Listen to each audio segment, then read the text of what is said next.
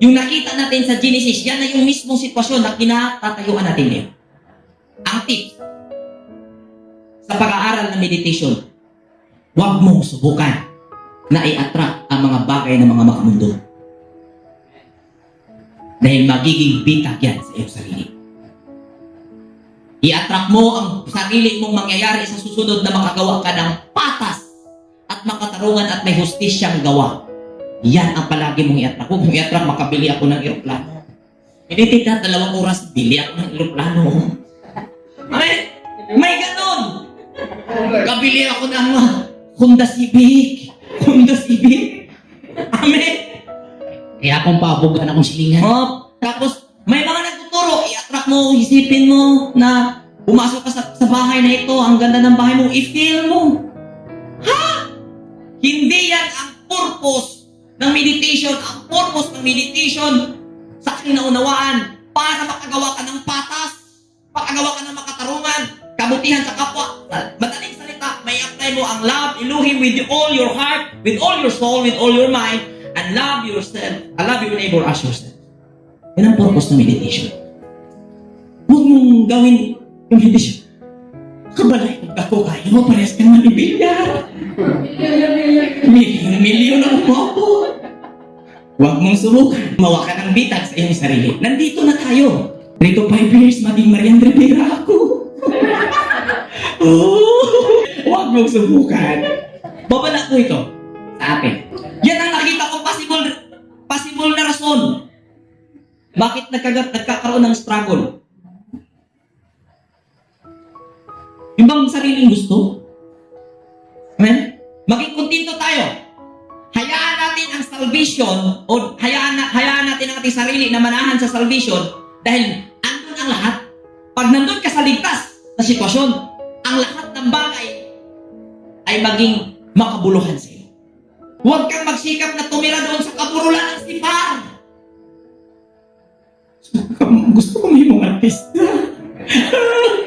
Artista ko. Artista ko. Ilan ayaw yun. Amen? Anong purpose ng kautusan? Para ipatupad ang hustisya. Kung mag-meditate tayo, i-attract mo na sa lahat 2 to 3 years na darating sa buhay mo, makagawa ka ng reputasyon ba?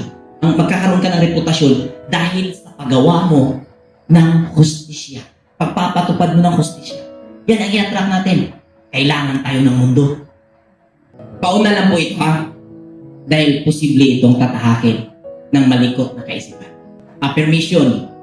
Mamani. Pag ina-attract mo yung mga mangyayari sa future mo, isusulat mo daw. Ito yung mangyayari. Tapos basahin mo everyday. Ito ako. Ito ako. Ilan? Wag. Sabi pa nila, makapangyarihan ang subconscious mind. Makapangyarihan si Cain. Totoo yun. Pero, ang hahantungan yun ay paghihirap. Napag-aralan na po natin yan sa Genesis chapter 4. At paghihirap nga ang dinanas. At ito, maulit. Yung purpose ng ating pag-aaral, lahat ay para sa kabutihan, para sa hustisya. Huwag mong problemahin ang kailanganin mo sa pagpapatupad ng hustisya. Doon sa hinihiling mong hustisya, kasama ka na. Amen po ba? These are the sons of Shem, after their families, after their tongues, and their land, after their nations. These are the families of the sons of Noah, after their generations, and their nations, and by this were the nation divided in the earth after the flood. So kung atin pong tingnan ito in Hebrew, sabi nila ang Goyim, descendant ni Japhet. At nabasa na po natin at napag-aralan natin last Sabbath na ang descendant ni Cam or Ham ay Goyim pa rin ang naging tawag. Gayon din si Shem ay Goyim. Nation, sa Hebrew po, Goyim. Biguihin. Kaya sa mga nagmamarunong na ang Goyim hindi daw Hebro. Ito, ano to? Si Shem. Kasama na dyan, sina Heber, kasama sina Joktan. Guyihin. Pag-practice po nung basa, uy, kung tuon-tuon ba, mo sige, dawat na ng gihatag sa inyo.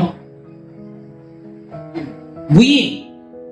Guyin ay hindi po tumutukoy sa pangit na tao o pangit na ugali, kundi tumutukoy yan sa mga bansa, mga tao na naging bansa. Guyin. Klaro. At kasama na dito ang mga ninuno na nasabi dyan.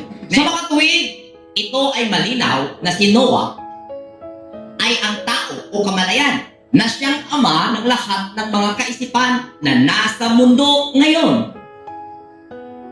At ang kanyang mga anak at ang mga anak ng kanyang mga anak ay ang mga aktibong paraan at pagnanasa na nasa bawat pisikal na tao. Kung saan, sa pamamagitan nila, ang buong lupa o mga tao ay nahahati. Kaya nagkakaroon ng iba't ibang bansa, iba't ibang kultura dahil po sa mga anak ni Noah. Yan ang nangyari. Klaro? So dito po nagtatapos ang ating pag-aaral. Nawa ay makakatulong po ito. Shalom Aleichem. Shalom.